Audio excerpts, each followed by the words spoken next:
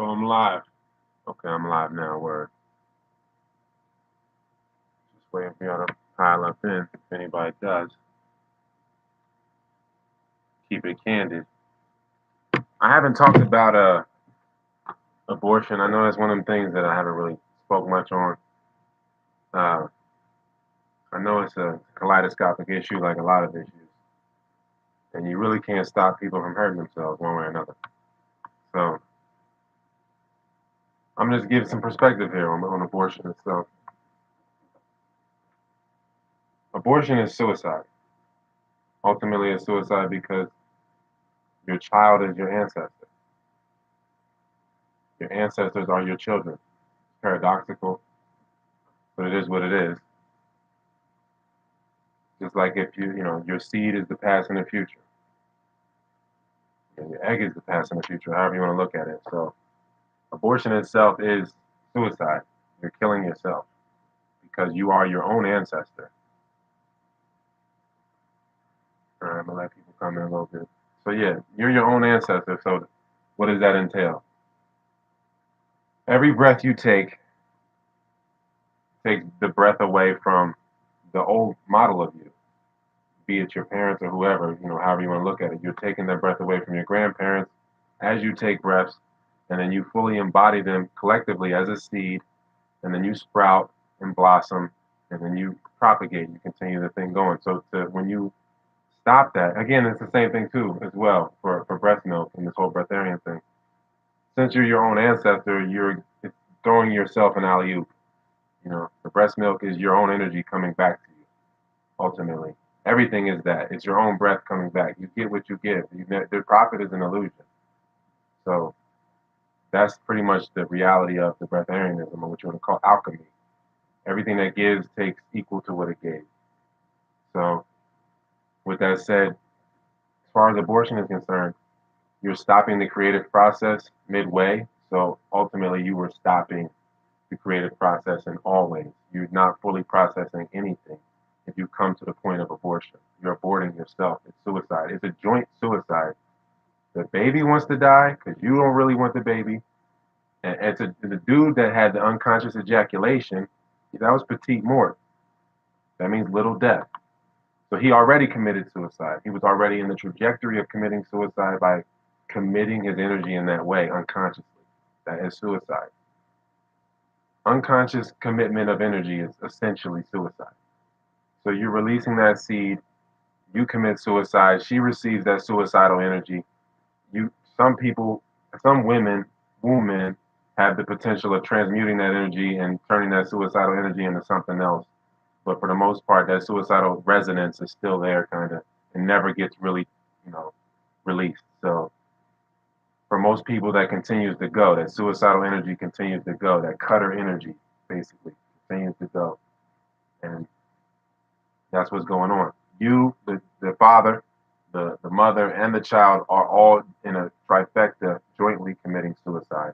Abortion is suicide. So you can't stop people from killing themselves. Ultimately, you cannot stop that. If people are going to kill themselves, that's going to be here. Just like God creates itself, evil destroys itself, kills itself, whatever. It is what it is. You can't like it. That has to manifest for the opposite to manifest in the phenomenal physical world. They have to exist. In untethered consciousness, everything is everything. So there is nothing to experience, and I mean that in a paradoxical way as well. There is nothing to experience. You are the nothing, the ineffable. So it's a paradoxical way of looking at things. Ultimately, everything is. Whenever you're jousting like this and playing with the breath, ultimately you're engaging with yourself. There is only oneness.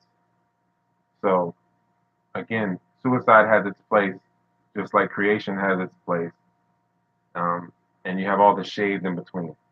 People partly committing suicide, people partly creating, honoring the breath, honoring the spirit, honoring creation, honoring the source, and the people that reject that, reject creation, reject the source. And they're all one. It's all oneness, and all roads lead to the same place. I don't want to say Rome, but for lack of a better expression, like all rivers flow to the sea. All consciousness flows to the same place. It's all going to the same place, whether you deem it with human opinion bitter or sweet. There's no bitter or sweet. They're not better or worse than each other.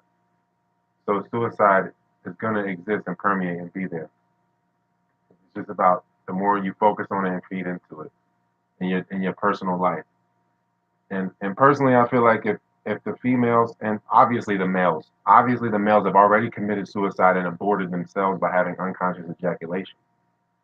So, obviously if they had the education or better examples, because that's the best education. If you have those examples, if you have those examples around those patterns of people that like, yo, I don't spill the seed. If all your elders around you are like, I don't spill the seed, I respect myself, I respect my seed, that's my past and my future, then you're not going to abort yourself. That's suicide. So it's the same thing, you know, with everybody, regardless. It's a daily decision every day from breath to breath, like to either commit suicide or align with the breath, accept the breath fully, accept creation, the process of creation fully, the responsibility, because energy is responsibility. Ability to respond is energy. If you have no energy, you have no ability to respond. And it's that simple. You know, people don't want that responsibility. They don't want to align with the creator because there's no excuses at that point. There's no limitation at that point. People like limits, because they're identifying with being people instead of being the observer of the person. And it all comes down to language. Again, how people are talking to themselves. The dialogue. And if you're dialoguing with a language that's younger than parts of you that are more ancient than that language, this miscommunication is going to persist. For you to communicate with the most ancient parts of your being, you need to get to the etymology of every word that you use in your brain. And then you will communicate with life differently. Ultimately, all communication is sparked from the breath. And the way you breathe is how you communicate with life. So if you have a shallow energy or shallow breath, you're going to have a shallow energy. You're going to attract that. You're going to attract other people that are shallow and identify with limitation. With limitation comes lack of responsibility, throwing the energy into the wind, throwing the seed into the wind, committing suicide.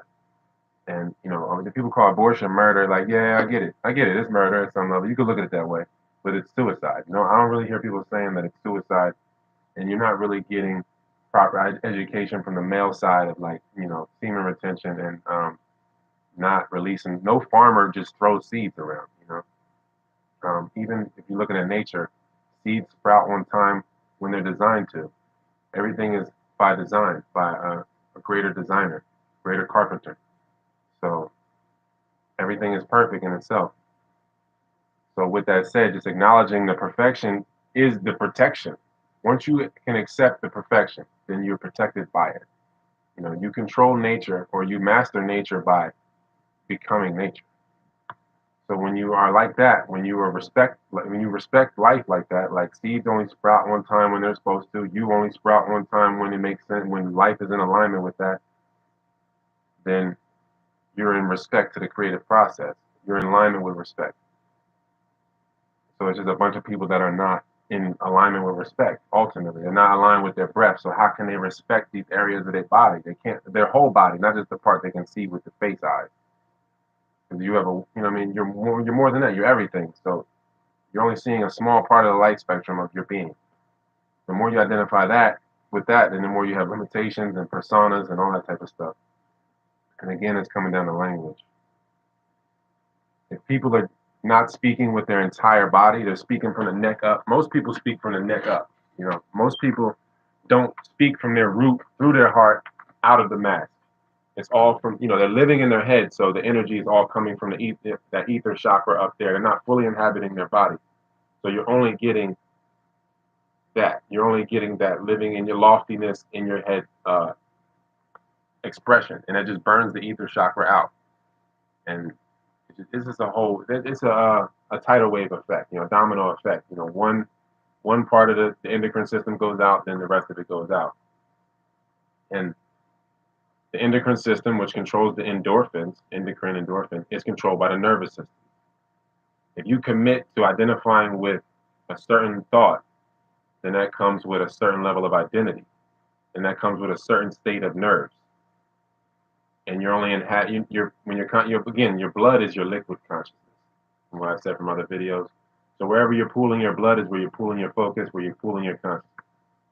People that have pooled their blood into their tissue, into their reproductive organs constantly from this self-rape culture that attracts and invites external forms of rape. These are the people that are constantly going to identify with limitation and constantly feel the need to compare and compete and ultimately destroy themselves. Because that's the only thing that can be destroyed. You know, ultimately, you're fighting with yourself. How can you win or lose, really? So it's coming down to the language, boiling down to the language. The way that you're communicating your dialogue is coming down to your nervous system, which is controlled by the breath. Ultimately, it's always going to come down to the breath. That's it. That's the basis of communication, chemistry, communication. So that is what dictates it. That's the governor of the cells. The governor of the cells is the thoughts. Thoughts come from alignment. You know, the closer you get to the source, the more clean the energy is. The further you get from the source, the more stepped on it is, whether it's drugs or whatever. So you rather be closer to the source, and you get brought closer to the source, to yourself, the more that you align with the breath. You know, and ultimately that fear of the creative process is just a fear of, of being completely who you are. And it's this deep fear thing that comes with projecting in general. It's just from not being completely in the body. So you have a bunch of people that are projecting in their thoughts. They want to astral project. People want to leave. People don't want to be fully present, and then that just creates all these problems. That creates all these ideas of what should be, and people live in that. It becomes a prison. You create a concept of who you are, and anything that happens to you that doesn't align with that concept, you don't acknowledge it. So you live. It keeps you in that prison, that prism. So that's where your light is housed. If the blood is the light, which is amplified breath. Blood is just amplified breath or amplified spirit, whatever you want to call it. So when you're getting compartmentalized in your own body like that, you're in a prism in your own body. And if you inhabited your entire body and spoke with your entire body, it's much more difficult to tell a lie. It's much more difficult to be around people that lie because you just exude the truth and everything gets purged. Everything that's not true gets purged. And you don't see any lack in the process of purging people because parasites are just, the external parasites are just projections of the internal one. They're just there showing you how you treat yourself. It's really a service. They're all your servants. They're all reminders. Everything's a reminder. From the parasite to the producer, there's only oneness. So when it comes to this death thing, so that's what everybody's kind of afraid of. Through living fully, then you can accept death. And stopping the creative process is again just trying to run from death. And I always look at it like the way I've seen it from what I've experienced. The body itself is a collection of this crystallized ego. So the more that you have ego death, the more that you are, you're going to experience liberation.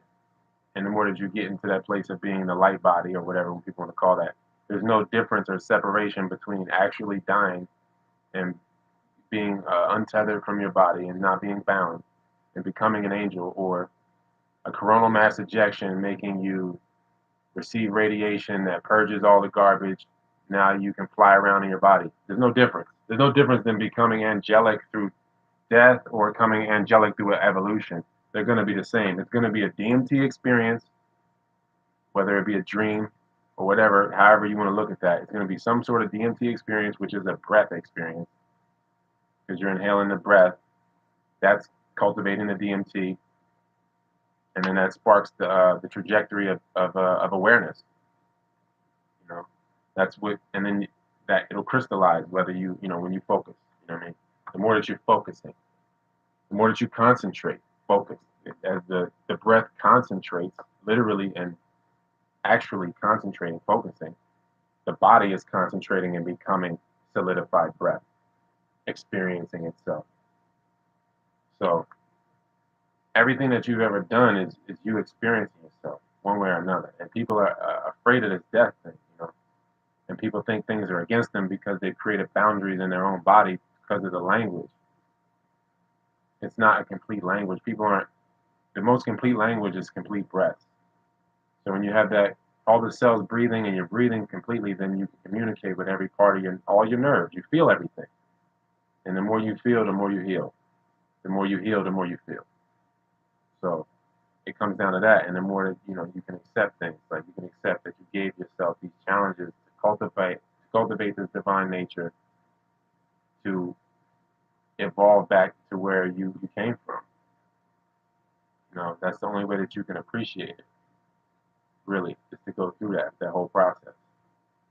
You know, and or you could just be spoiled and try to stop the creative process. But that's just again, that's just the way you identify. And let me see what else I got. That's really about it. Oh yeah, I was saying too. Just looking through my post right now. Honoring your breath is honoring your sanity. And again, there's a difference between abstract organic thought and just processing. Like the rational part of you is going to constantly process the rational part of life. But the abstract, infinite, ineffable part of you is creating itself from the most mysterious mystery. It's nothing that can be quantified, so it's mysterious. It has to be. It's what it is, or what it isn't. However you want to look at that. And the more people are lost in thought, the more they're lost in projection. I always say people are lost in astral projection already. That people say, am I losing my mind? People that have done psychedelics and stuff, they hit me up like, man, I feel like I'm losing it. I'm like, no, you're just lost in your body, and your body is your mind in 3D.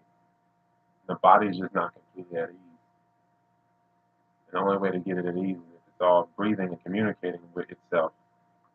And through that process, you have to purge everything that is the not self. And it can be terrifying for people. I see people want me to talk about this vaccine thing, but ultimately, even as babies, those of us that was exposed to vaccines, we did it to ourselves, ultimately. However you want to look at it, whatever transpired is your ultimate will. So you can accept it as a challenge that you were poisoned, you poisoned yourself at some level, you reduced your infinity to come into a more finite place. One way or another, however you did it, it was ultimately your will. Maybe your body wasn't in alignment with it, so there's a bunch of amnesia there that you need to catch up on through breath work, through scraping your subconscious a little bit through the breath work, but you did it to yourself. And it's all just for the challenge of things. And then you got to realize that point where, am I challenging myself or am I just hurting myself by judging myself? There's a fine line there where there's friendly competition and then just bullying yourself. And the more that you bully yourself, because whether you learned that behavior or what and however happened, the bullying stems from the inside out ultimately. Whether you're bullying all your organs so that your tongue can feel something and you're just treating your tongue like a dictator at the expense of all your organs, you're bullying those organs. You're bullying these areas of your body. So you're going to be mentally bullied and bullied by people, and then now it's basically an autoimmune response. So you have spiritual immunity. Spiritual immunity is the breath, in alignment with the breath. Then you're immune to the other levels of spirit, because everything is spirit. Everything is but a breath, like the Bible says. Every man is but a breath. So everything is spirit, whether just different densities of spirit. And spiritual immunity comes with alignment with the spirit. The breath is the spirit. So ultimately, when you're bullying yourself, it's like an autoimmune response. It's like a spiritual autoimmune response. And that's what a vaccine is. It creates an autoimmune response. You get a vaccine, it creates an autoimmune knee-jerk reaction in your body. And then alchemically, you're supposed to overcome that and realize, what trash this is or whatever in your body. And that's the concept of the vaccine. Now, you can take that same concept to food and say, like, I had this food once. I was fully present when I did it. So so I don't feel the need to do it again. And if I recall that memory, every cell in me right now can go back to that point, and I can be satisfied of it, and I don't feel the need to repeat it. And that's what alchemy is. So people take this vaccine logic of I can expose myself to chemicals or to things, microbials, and no longer and train my body to fight itself or to fight those things. Or if you take that same logic into food, into any other chemical space, then like, okay, I've experienced this sound, I heard this music, it was inspiring. Now I'm in silence right now, but I can recreate it in my head. That's alchemy. It's the same thing. And as far as the vaccine thing, we're just reaching a place where it's a shift in the polarity is getting greater. So you got the coronal mass ejections from the sun's heating up because the trajectory of the sun is changing. Just like if you're watching Universal Disclosure, you have Saturn and Jupiter splitting, and you have Venus and Mars splitting, becoming two, and then they have a greater trajectory, so they need to shine brighter. And that's why the planets are bigger the further out you go. The planets are smaller the closer in you go. The further out they go, their trajectory has changed. They need to shine brighter. So it's only one source of light anyway. They're all really one reflection of one source of light, all the luminaries. But let me digress into it. It's just the adjustment. So you having people that are going supernatural and super unnatural. Devolving is transhumanism. That's needing more. That's devolving. The less you need is the more super nature you're embodying. And the more that you embody the super nature, super netter, the more that you're doing that, then the more that you're living in alignment with the source. And the further you're living in alignment with the reflection of the source, the more that you go into devolving. So what we have in the world right now with the vaccines and everything is the challenge of the souls that are coming in now, because there's so much, they're equipped for this environment that is unfolding. They're equipped for it. So they're coming in now, challenging themselves through this process, where some will go this way, some will go that way. It's all oneness. It's all reflection one way or another. So you're going to have the polarity going to where a bunch of kids may seem totally lobotomized and drones, and you have one child who is the summation of all of the drones, because everything balances out. You're going to have this supernatural child, and basically 1 in a million worth a million in one. So the vaccine is just the challenge that's coming for this next wave, and it doesn't compute to people that have a very narrow aspect or concept of the reality that we're living in. So I mean, you can create the mental gymnastics to think that there's againstness. There's only one government. The shadow government is God, or the source of the creator, whatever you want to call it, whatever name, the Nebuchadnezzar, Tetragrammaton, or whatever, ineffable. Ultimately giving it a name is trying to quantify the unquantifiable. So this is just for the conversation. But ultimately, God is the government. God is the government. As much as people want to have like this person's the government, the more we externalize it, the more the external government grows. The more the parasite grows. It's just one parasite ultimately. And colonialism, all parasites live in colonies in the body, and then it outwardly manifests. So the more that we give up space in our body, the more we're giving up potential, the more we're giving up energy, the more that all that energy is what is the foundation for the government. It's governing us from the inside out. We're giving up parts of our being to be governed because we don't want the responsibility. We don't want to inhabit that energy. We don't want to inhabit that responsibility to be responsible, able to respond, to be God, to give credit. God gives credit. God doesn't need to take credit. The giver of all credit. All credibility is coming from the source. God doesn't need to write his signature in the sunset. Doesn't have to take credit for that. It experiences the credit.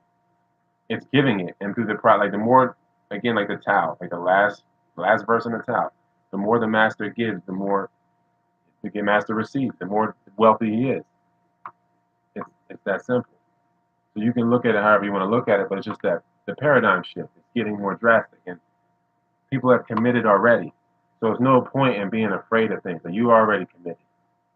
You've already committed to some sort of alignment one way or another. And now we're at this point where it's time to pay the piper, and we're all still going to end up at the same source. So one way or another, there's nothing to fear. Whether you die mechanically and get ejected and you're in your light body that way, or however, it's no time in this thing. You can evolve, you can go through a bunch of lifetimes, evolve through those, and come back. And in that whole process, it's like a nap in Eden. And you woke up in Eden. You're like, man, I had this crazy dream within a dream, within a dream, within a dream. So it's just the polarity shifting, and the fear just comes from just not being fully present in the body. You know, and as things shift and expand, it's really more space to inhabit, and you can give that space up, or you can fully inhabit that space and then use it to complement life. Ultimately, if you're going to feel abundance and you're going to feel yourself whenever you are supported energetically. The more clean the energy is, the more supported you'll be, the more yourself you'll be, the more you feel supported, the more you can support others. And then you feel it just continues to grow that way. But the more that you feel lack, then the more that you take and take. I need to take credit. I need to, you're not giving credit at that point. And then that just creates the blockage of the creative flow. And again, it's just an abortion. It's all coming down to abortion. It's aborting the creative flow. The more that you betray the child or that childlike infant energy, the more that you go away from that. The more that you're going to reside in pride and shame. Again, pride and shame are the same thing, two sides of the same coin. So, shame is just fully developed pride. Pride is just undeveloped shame. So, when you're looking at it like that, and you look at there's no equity in that. Like, if I do somebody wrong and I'm ashamed of it, that doesn't repair the situation. Repairing the situation is repairing it, actually doing it, not conceptually being ashamed. Like, oh, I wish woe is me. You have to be compassionate with yourself, then you can be compassionate with life, and then you get the tools to repair the thing. So shame and pride are no value. There's no value in that, and you are the giver of all value. So if that's your true identity, your truest identity that resides in your body is the giver of all value. If you are identifying with pride and shame, like I'm ashamed, I'm proud, you're already in a place with no value. There's no effectiveness from it. It's only to your detriment. There's no value in pride. Pride inevitably turns into fully developed shame. It has to. Humility, the things that are in alignment with your true likeness, humility, patience, compassion, that is who you really are. That's the likeness of what you are. And the more that you go towards those and that use that as your compass, the more that you be yourself. You'll never know infinity. It's infinite, gradually, constantly being infinite. So no way you can grasp it. You can't grab a river. So it's infinite. That's you are infinity. To try to quantify that is to disrespect it, to disrespect yourself. So it's pretty much where we are. As a species, we're dealing with infinity in all ways. You're dealing with people infinitely torturing themselves and suffering. From our base reality, that's what we see. But from theirs, they might have already evolved past that, and we just might see the entrails of their just the trail of the way they went. We think like, oh man, this person's suffering for eternity, drinking themselves to the grave. Maybe their consciousness is already past the grave and already past all that. And for you to dwell on their pain just keeps you in pain, and then you never evolve, and then you never be able to see the better version of them because you're not being a better version of you. So there's no way you can reflect that. It's that simple. The only way to see people truly how they are is to truly see and to truly be yourself. And that's just through the alignment with the breath. It's very simple, but it's not necessarily easy. It's easy. It's hard when you live a life.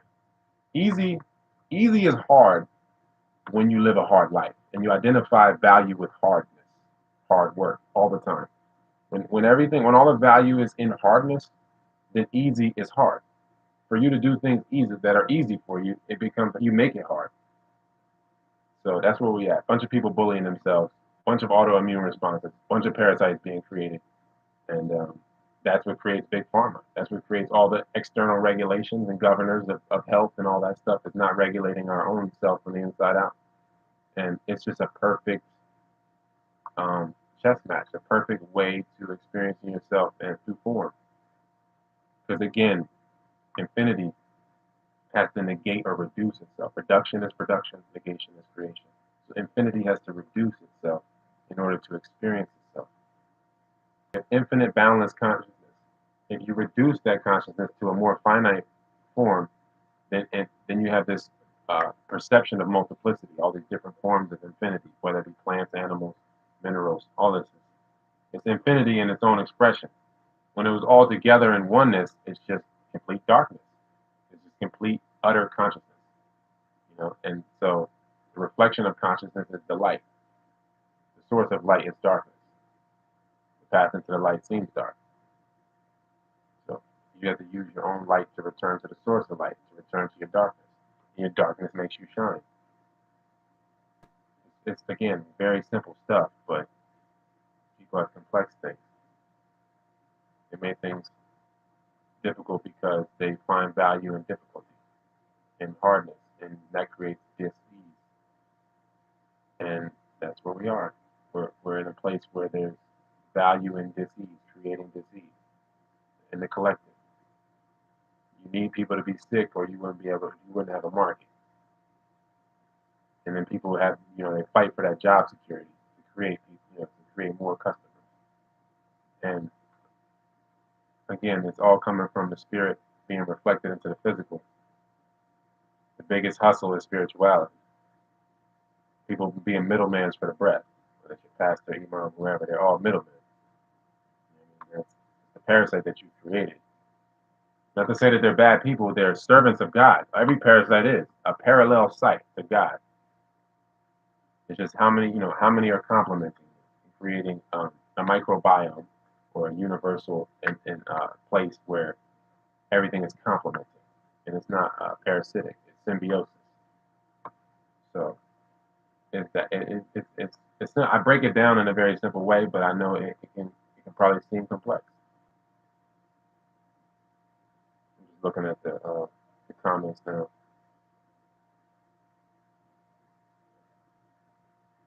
But yeah, again, humbleness, humility. Your truest you is hilarious. You're extremely humorous, which is humility.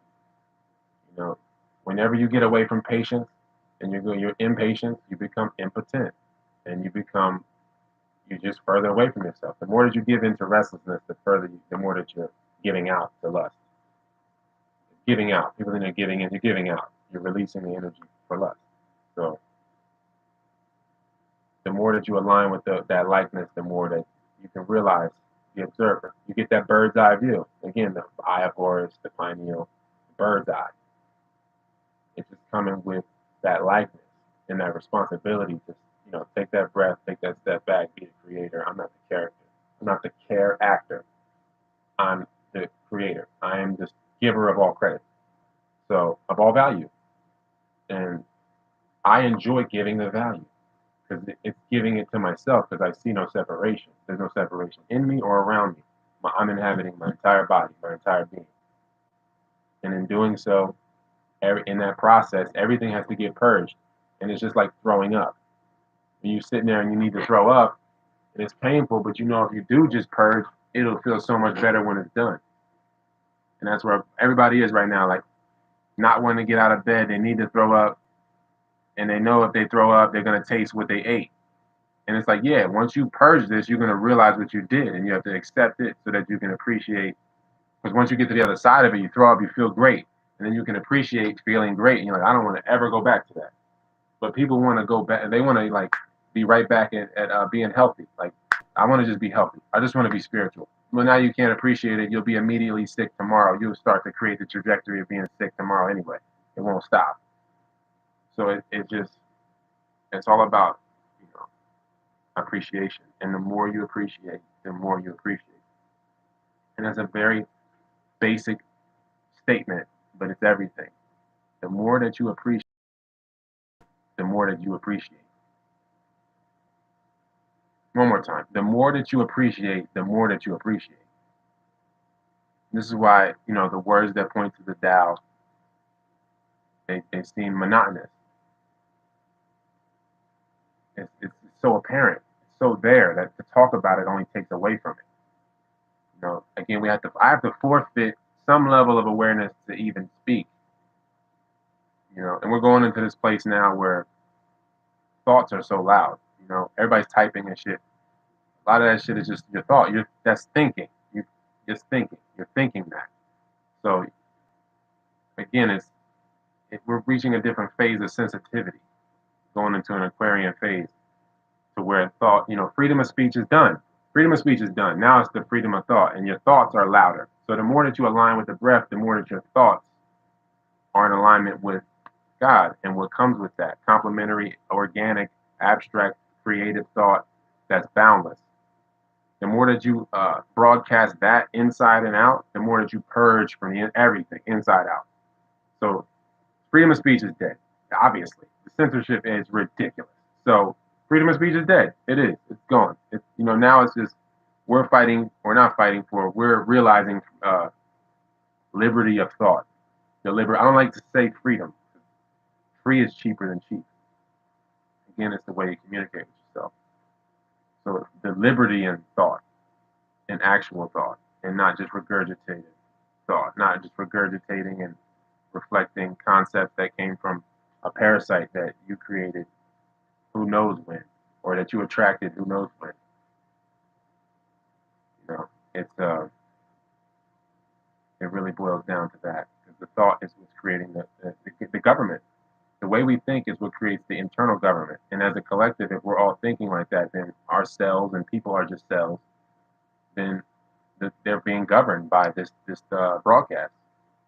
People are getting this broadcast from God, and people are getting the broadcast from 4G, 5G, and all that type of stuff, and all the parasites. And where do you want to align? The more that you breathe and concentrate, you're going to get purged from the garbage areas. You're going to get pushed. Just energetically, you don't even have a choice at that point. You've made your choice already. So you're getting pushed to where, what's in alignment with the way you resonate. One way or another, you're going to be pushed to that. To pushing you to your potential, and meeting your potential is meeting your maker. They're the same. The maker is the potential. So, yeah, the way that we think, it's all identity, and politics is identity. Identity is politics. Your body is the matrix. The thoughts are the government of the matrix. It's so clear. It's so obvious that you're the government, that you're the president, and everything follows your breath algorithm. You set the tone, and that breath algorithm creates your physical, your emotional, and thought algorithms, and all that. Your looping thought, that's all from the breath. So then, the more that you do that and express that and embody that, the more that life around you embodies that and expresses it, and the energy likes match, and then it expands and grows. So it's that simple.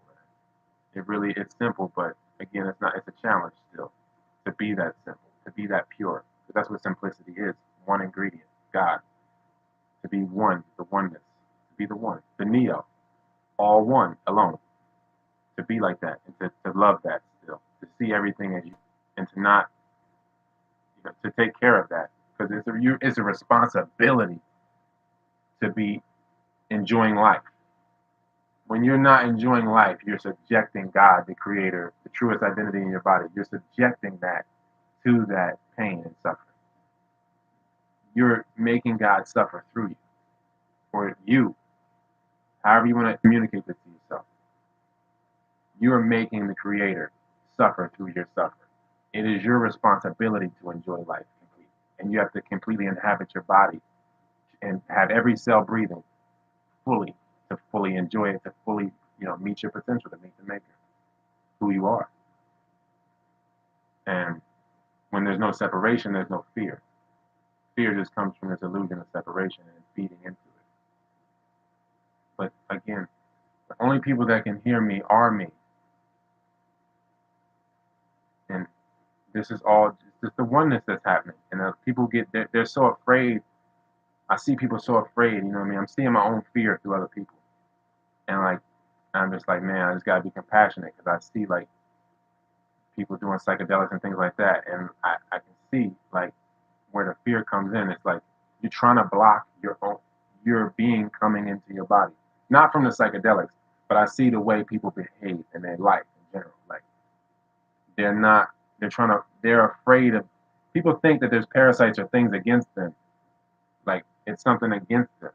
It's your being coming fully into your body. And if you're fully present like that and you're fully creating from a completely inhabited space, you're completely inhabiting the body, the whole temple, then God can completely reside in you. You can create from that place. And the only way to experience the creator is through the process of creation.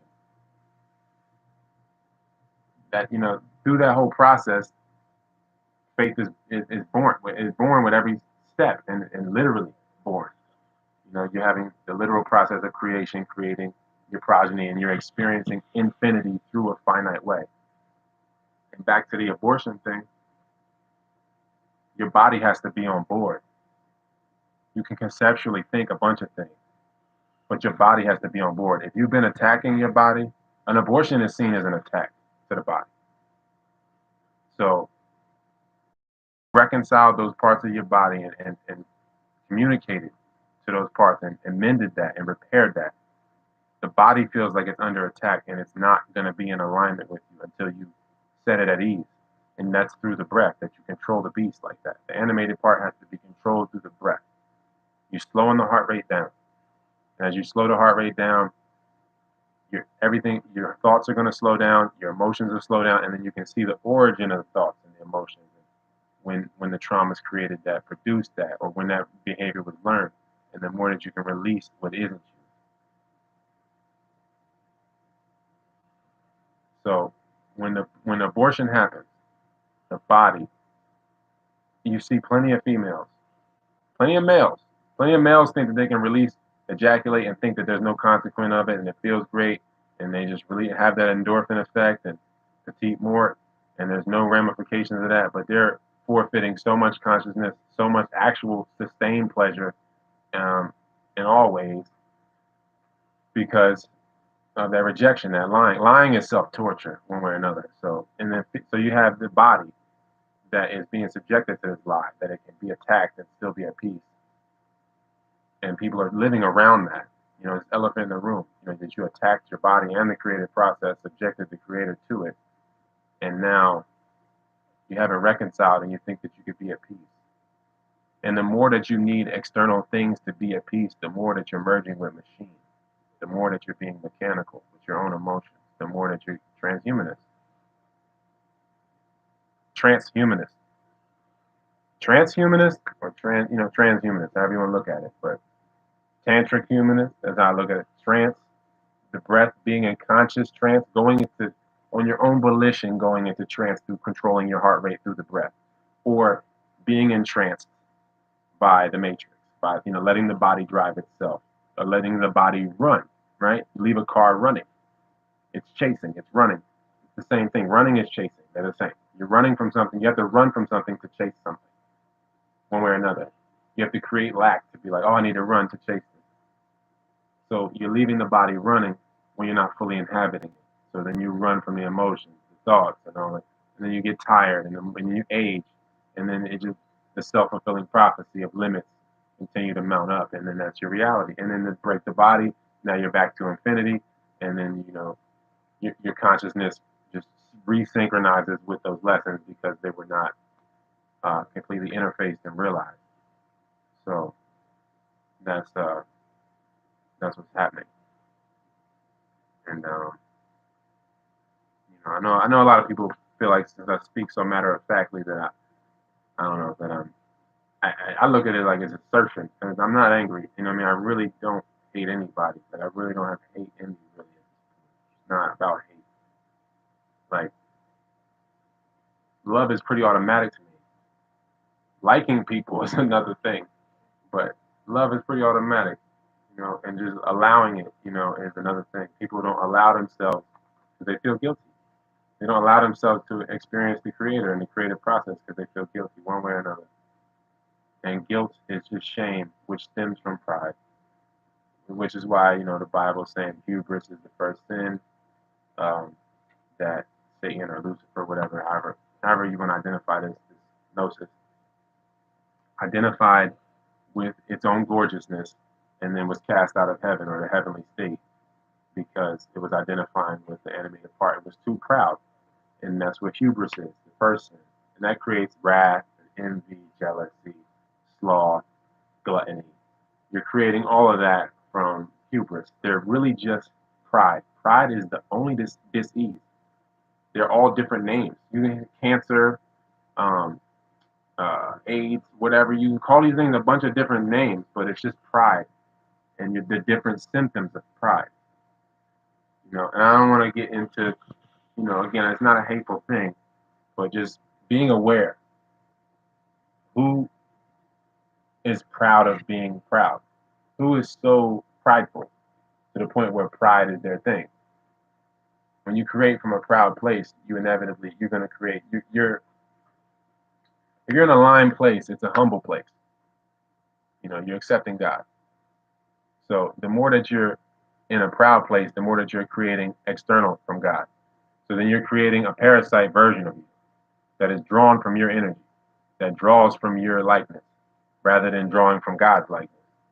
And I mean like your likeness, like your personal likeness, because the essence wasn't really it's not fostering it. The truth isn't really fostering it because it wasn't created out of truth. People were creating babies out of fear, survival, pride. It's all stemming from pride. The pride created the lack, then the lack created the fear, and then the fear creates the wrath, the envy, the jealousy, and all that. It's all perverted love. It's all perverted love. You're loving the animated part of you, or you're loving the false parts of you. So it's a perverted love, and the perverted love becomes pride, and then it becomes envy, jealousy, and fear, and all these things. But it's perverted love because everything is love. You are love. Ultimately, however you want to look at that, or the source of love. Um, but yeah, I know at this point I'm probably rambling. It's 48 minutes in. Check these comments again. Yeah, war isn't civil. How could war be civil? As in itself is an oxymoron.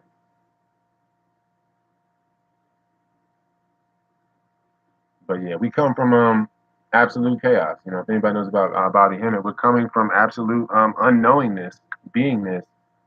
So there is no order in chaos. There is no chaos in order. Again, it's a paradox. Everything's so paradoxical, and it's so worthless to talk about it in a lot of ways. But I do, just to communicate with different parts of me, the external projections, and we're reaching that point where that's no longer necessary, which is lovely, really.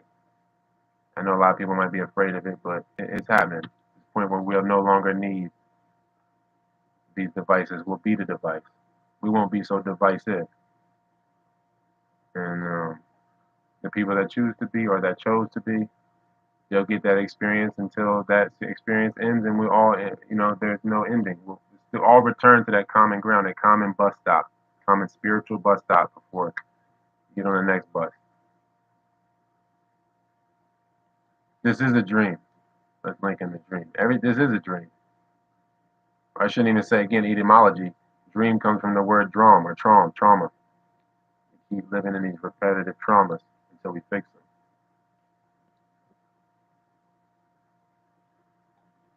Martial law means institution of law. So if there is no law, martial law is either you're using martial law to reinstitute law or to create a new law. That's what martial law is. Reconstituting law, reinstituting law, or the law that was there, universal law, or trying to create a new law. It's martial law. So again, everything's paradoxical. Everything's good and bad at the same time. You can look at like, oh, this is awful. This is full of all. Nothing is greater or less than. It's all perfect. There's no waste. There's no need, there's no lack. Everything gets used. It's perfect. Every breath gets exhaled and inhaled, and it's perfect, man. Everything really is perfect. The more that you realize that, the more you protect it by the perfection. So I'm gonna just leave it at that. Awful. Yeah, there you go. I'm gonna just leave it at that. We're in this place now. We're definitely in this place. I don't need predictions. You know what I mean? There's no point in projecting. Just being present. Just pay attention. Everything is expression. We don't have to relearn breath. We were born knowing the breath. It, it, you're born. The babies breathe this way. Babies already breathe from the diaphragm. It's there. It's unlearning the trauma. You're unlearning. You're unlearning the stiffness that comes with identifying with the limitations that came with trauma and amnesia. And I thank you for the support, man. Thank you for being here. Thank you for being present. I'm gonna leave it at that, man. Inspiration over stimulation.